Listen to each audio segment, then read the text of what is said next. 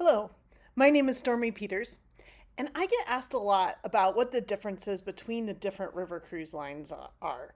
So, Viking versus AmaWaterways versus Avalon versus Talk.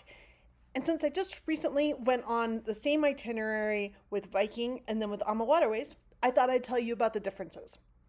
But first off, if you get invited to go on a river cruise with either AmaWaterways or Viking, just go. If it's the one your friends picked, if it's the one you got the deal on, if it's the one that fits your schedule, just go. You will have a fabulous time with either cruise line. So AmaWaterways and Viking were both terrific.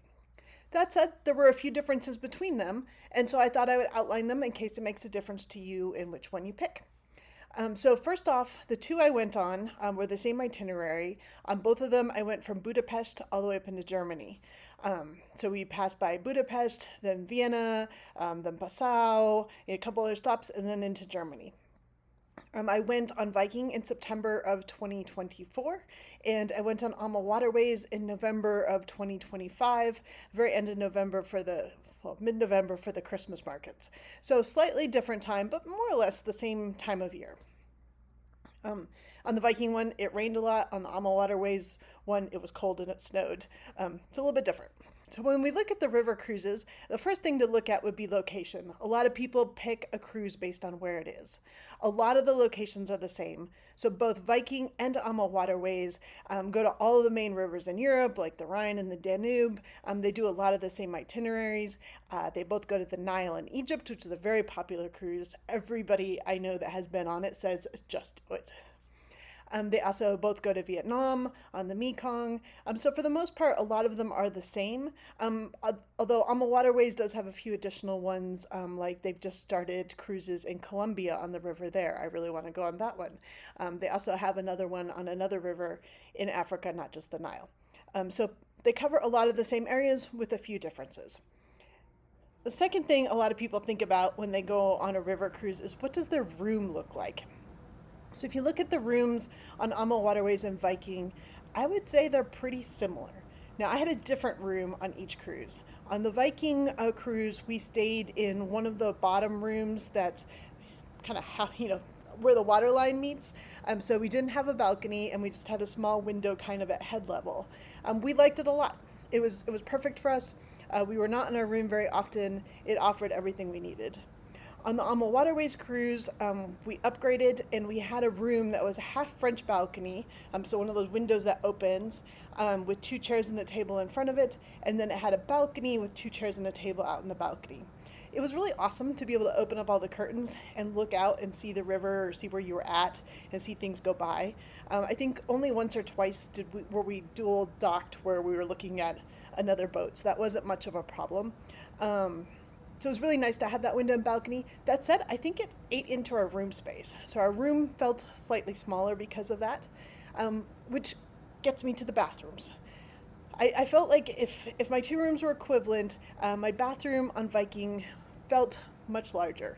It felt like I had a lot of room to turn around. When I got out of the shower, there was room to get dressed or to do things. Whereas on AmaWaterways, my bathroom was very nice, but it felt a little more cramped. You really wouldn't want to be getting dressed or doing much movement in the bathroom. It just had the essentials that you needed. Both nice. When it came to the rooms, service in the rooms for both of them was terrific.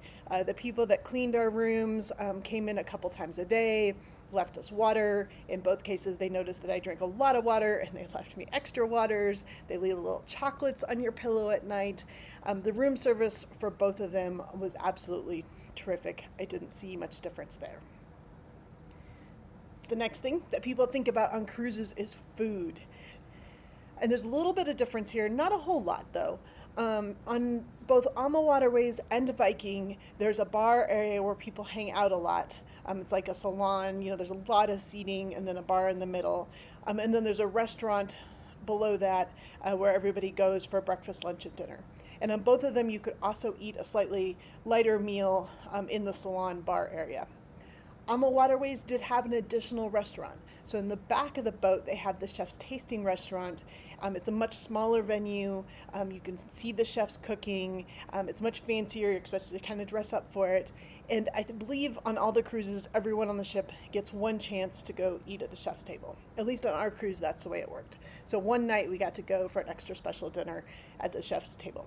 That was different on AmaWaterways. Other than that, I would say the food was pretty comparable in both places.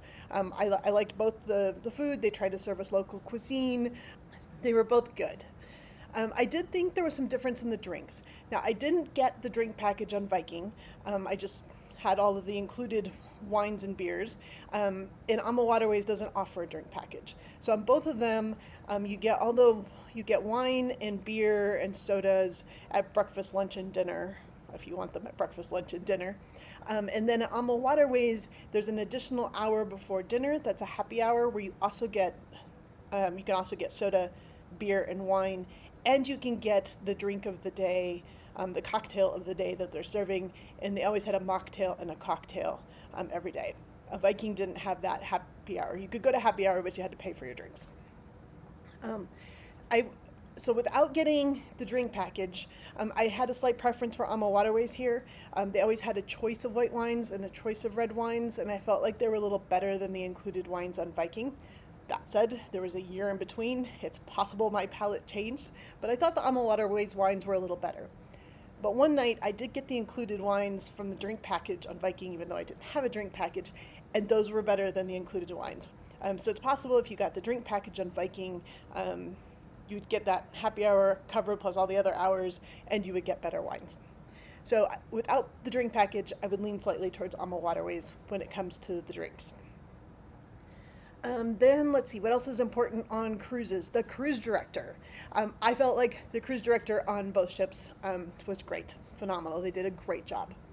That does lead me to the excursions. We had different excursions on both the trips. So even though we did the same route along the river, we had slightly different stops. And even on the stops that were the same, we had slightly different offerings. In general, AmaWaterways offered a lot more active options. So I opted for like bike rides. Viking had a couple bike rides, but I felt like AmaWaterways had more offerings. They also had bikes on board that you could check out anytime you were on port. I went on two hiking trips on AmaWaterways. So there was just a lot more active excursions, which is what I'm looking for. I also felt like the process for excursions on AmaWaterways was much smoother. So you signed up for what you wanted. They were all included, which is a big difference. They were all included, no extra cost except for one concert in Vienna that I didn't go to, but I would have had to pay for that. But all of the excursions were included, even the biking ones and the hikes.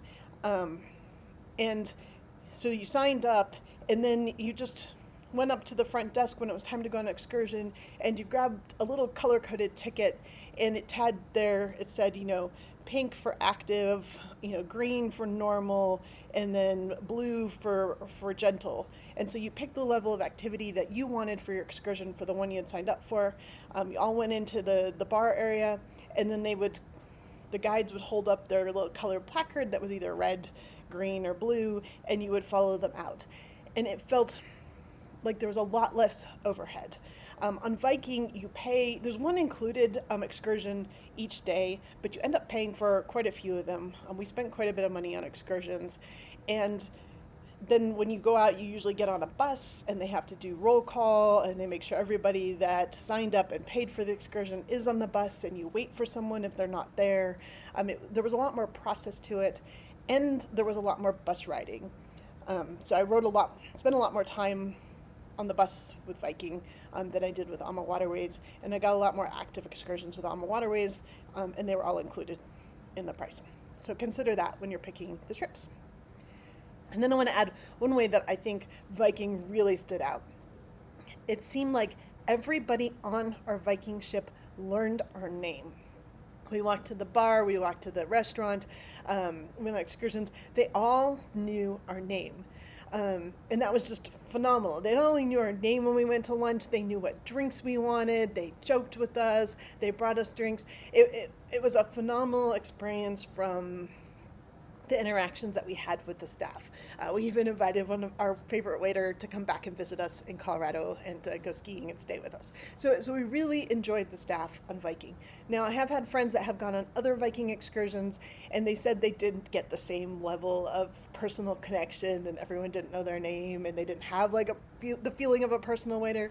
But on the trip that we went on Viking, the staff really stood out. The staff on AmaWaterways was awesome too. They were phenomenal, but I didn't learn any of their names, and I don't know if they knew my name, and I didn't have that kind of personal interaction with them like I did on Viking. The ship. And while both ships were laid out very similarly, AmaWaterways, in addition to the chef's table restaurant at the back of the boat, also had a few additional amenities. They had a swimming pool on the top deck, and you could hang out in it anytime during the day or at night, while you were sailing or not. And while we were on the ship, it was really cold, so they heated it up, and it was like a giant hot tub. So in addition to the chef's table, they had a swimming pool. They also had a hair salon, a massage room with a massage therapist on board, and a small gym in addition to the bikes. So that's the summary of the differences that I saw between Viking and AmaWaterways. I'm curious if you saw any others. The four main differences that I saw was how the excursions were run, the happy hour and drinks, the staff knowing our names, and the size of the bathrooms. But all that said, if you get invited on a river cruise, just go. Don't worry about which line it is, just go. You will have a fabulous time.